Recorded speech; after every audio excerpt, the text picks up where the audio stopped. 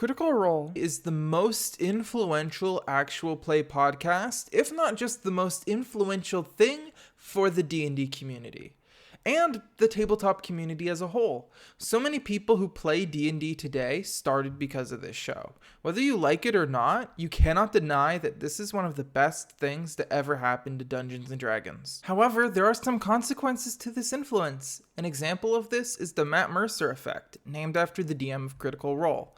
This refers to when new players come to a D&D game expecting it to be like Critical Role. The issue with this is that Critical Role is a game run by professional voice actors, people who are masters at doing voices and getting into characters. The thing about regular D&D players is, well, just that. They're regular, not voice actors. Now, just because you can't do voices like Critical Role doesn't mean you can't roleplay like Critical Role. Let me show you. Let's start by thinking about what makes a character a character. Well, a character has their own interests, their own friends and family, their own wants and needs that are separate to yours. So when thinking about your character, think about what makes them different to you. A big one most players should easily be able to say is that their character is braver than them. I wouldn't want to go fight some goblins, but my character would. But let's think deeper than that. Ask questions to yourself like, what's your favorite place to relax? Where would your character go to relax? Where would you want to go on a date? Where would your character go on a date? What's their favorite animal, favorite food, favorite color? You don't have to know the answer to all or any of these questions. And no, not all of them have to be different to what you're interested in. But a direct effort to make your character different than you will make you act differently during the game. On the character sheet, one of your options is to list flaws. Now, I see a lot of new players write down their flaws, and the flaws that they write aren't really true flaws. The way that the Player's Handbook describes a flaw is your character's flaw represents some vice, compulsion, fear, or weakness. In particular, anything that someone else could do to exploit you to ruin or cause you to act against your best interests. More significant than negative personality traits, a flaw might answer one of these questions. What enrages you? What's the one person, concept, or event that you are terrified of? What are your vices? You can use the flaws in the Player's Handbook to help you out, but some of the things you can also consider are what would make your character stop going on an adventure, to betray the party, to join with a bad guy and stop doing good. What would break them down? Another thing that you can consider is your character's life outside of adventuring. The class you see this most often with is the bard. Between adventures, your bard is likely to go into bars and inns and play songs for an extra little bit of gold. People have interests outside of their work, so consider what your character does when there's no work to be found. Also remember that what you need to do does not need to be tied to class either. A fighter with a strong relationship to the gods can go around in their free time helping the needy in that god's name.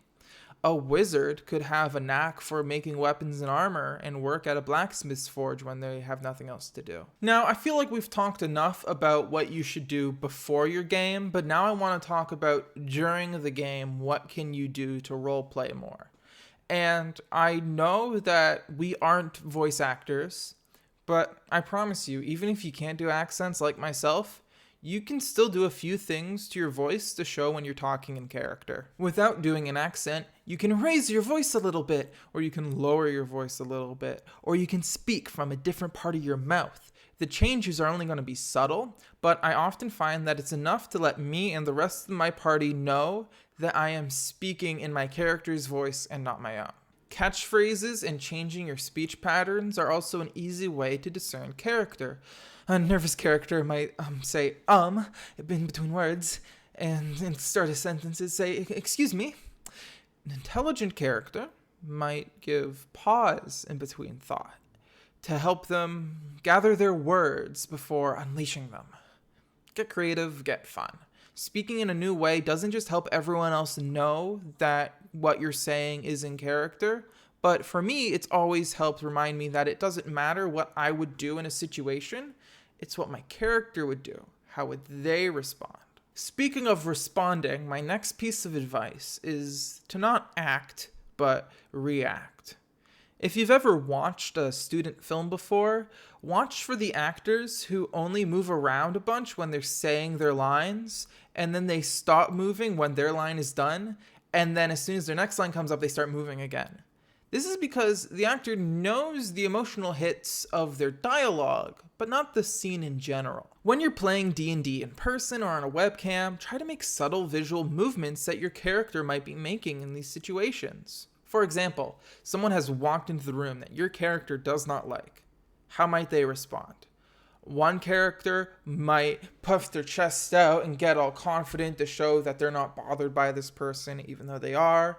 Another character might get quiet, look down, cross their arms, avoid eye contact.